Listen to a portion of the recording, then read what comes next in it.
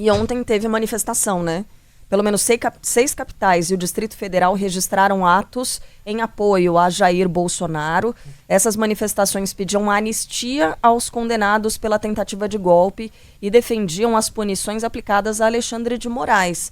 Em São Paulo, segundo o monitor da USP, pelo menos 37 mil pessoas se reuniram na Avenida Paulista.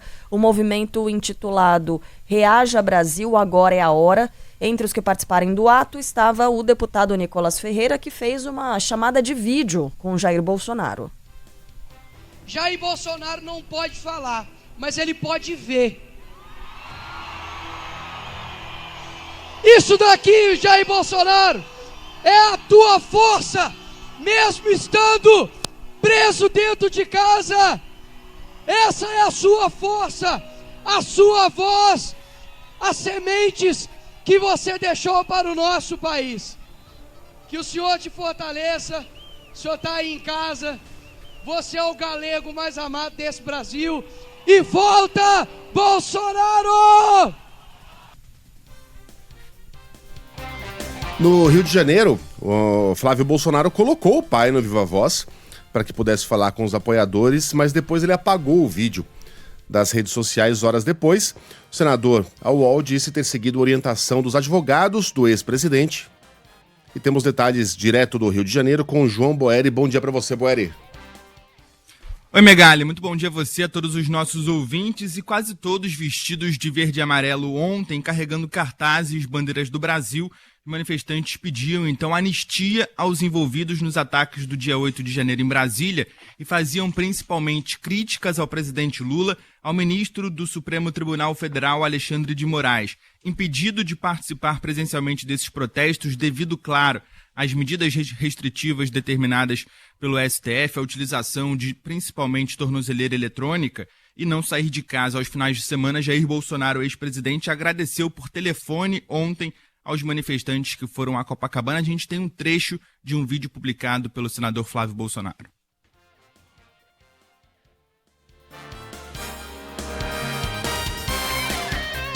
Bom dia, boa tarde. O melhor presidente da história desse Brasil que está aqui na linha comigo agora. Boa tarde, pai. Copacabana está te ouvindo.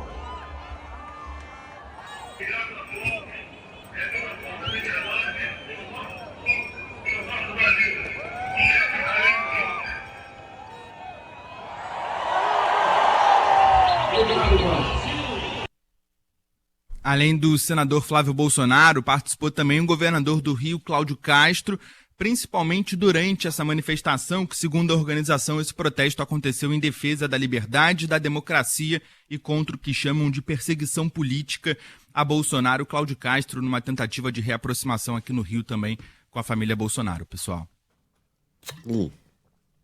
Era uma espécie de boneco de papelão, de plástico? É aquele, como é que Bolsonaro? chama aquilo? É um folder, né?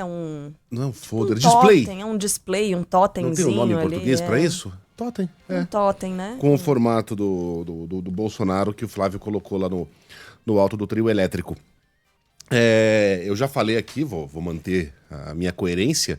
O Carla, Bolsonaro, que gosta de convocar muitas, né, manifestações de rua, ele tem um grande público que o apoia. Ele é um fato. Se houvesse 2 pessoas ali na Paulista ontem, 5 pessoas em Copacabana, isso não mudaria o fato de que grande parte da população brasileira apoia o ex-presidente, acredita na sua inocência, acredita que ele seja um perseguido da justiça. Então, a quantidade de pessoas nas ruas é irrelevante. Eu já disse isso em outras ocasiões em que Bolsonaro reuniu poucas pessoas. A não ser que seja algo extremamente vexaminoso ou que seja algo surpreendentemente grande. Como quando nas manifestações a favor do impeachment da presidente Dilma Rousseff, que a gente meio que descobriu ali, durante as manifestações, o quanto a Dilma estava encalacrada, né? Porque era uma montanha de pessoas na Avenida Paulista, ocupando toda a avenida. No Rio de Janeiro, na Esplanada dos Ministérios, era gente demais nas ruas. Aquilo surpreendeu todo mundo. Mesmo as pessoas que estavam lá, ninguém esperava tanta gente assim. Então, a última manifestação convocada pelo ex-presidente tinha pouca gente. A manifestação de ontem tinha bastante gente, mas não muda o fato de que ele tem apoios, porém, ele tem grandes problemas para responder na justiça e tem uma armadilha que está sendo criada para seus eventuais sucessores. Por quê?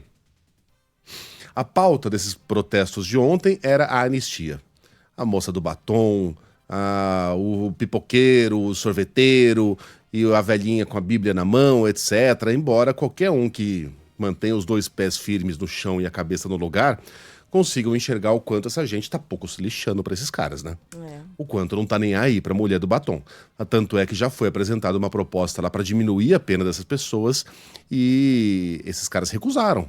Porque, afinal de contas, essa proposta não contemplava os grandes criminosos. Esses que estão sendo julgados agora no Supremo. Não. Moça do batom, não. Eu quero os generais. Eu quero Jair. Né? Só a moça do batom a mim não me basta. A mim não me basta é uma construção perfeitamente aceita, tá?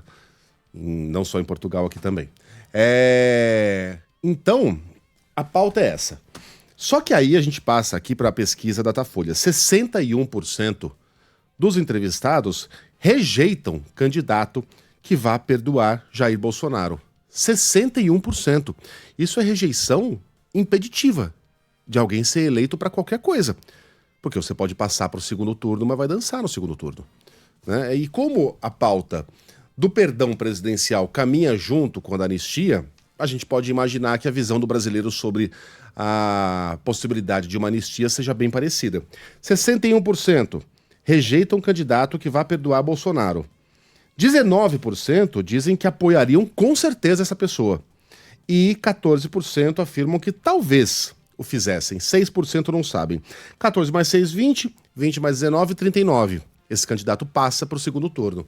Não sobrevive ao segundo turno. 61% falam, se o cara fizer isso, nesse eu não voto. Se ele propuser isso, neste eu não voto. Ocorre que Flávio Bolsonaro já disse que para ter o apoio do ex-presidente, o candidato terá que se comprometer com esse perdão e mais, terá que afirmar que caso esse perdão não passe no próprio Supremo, e provavelmente não passará, ele terá de partir para a violência, terá de partir para um golpe de Estado. Ou seja, a tendência é que esses números se tornem ainda mais impeditivos. Imagina o cara prometendo numa campanha, sim, perdoarei o ex-presidente e todos os demais envolvidos, e caso isso não passe no Supremo, eu fecharei o Supremo por meio da violência, os militares, babá. E o cara prometeu um golpe de Estado numa campanha? Meu Deus do céu.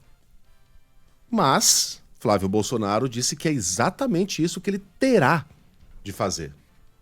E mais, o cara ainda vai ser impedido de criticar Donald Trump e o tarifaço durante a campanha. Ô Carla, sobrou o quê?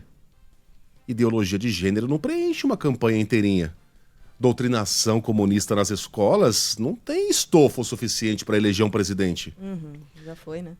Então os caras estão criando ali um cenário em que se torna muito difícil a vida de quem quer que seja o candidato do bolsonarismo no ano que vem.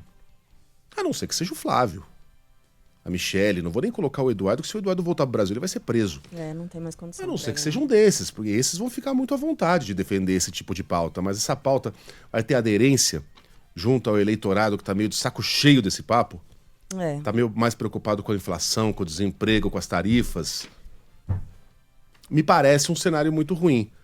A manifestação foi um sucesso, mas um sucesso que pode ajudar a criar um cenário muito difícil para a direita no ano que vem. Para todos, na verdade, Megali, porque só acrescentando dados aí dessa pesquisa Datafolha, 40% dos eleitores reprovam o governo Lula. 29% aprovam, outros 29% avaliam como regular, mas ainda assim as pessoas não estão satisfeitas. É quase metade, né? 40% de reprovação de um governo, do governo atual, é coisa pra caramba também. É um número muito expressivo.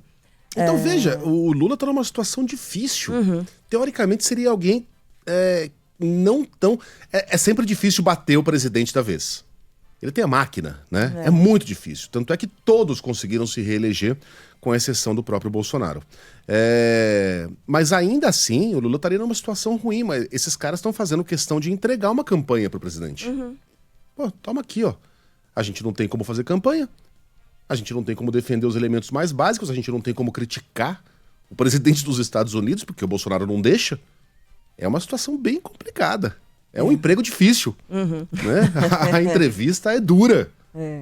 Mas em frente. Conseguiram tirar, inclusive, Haddad, que estava no foco de tudo, né? Ele estava sob os holofotes ali por causa de IOF, aumento de imposto. Taxade. Conseguiram tirar o Fernando Haddad dali. Eduardo Bolsonaro conseguiu essa proeza.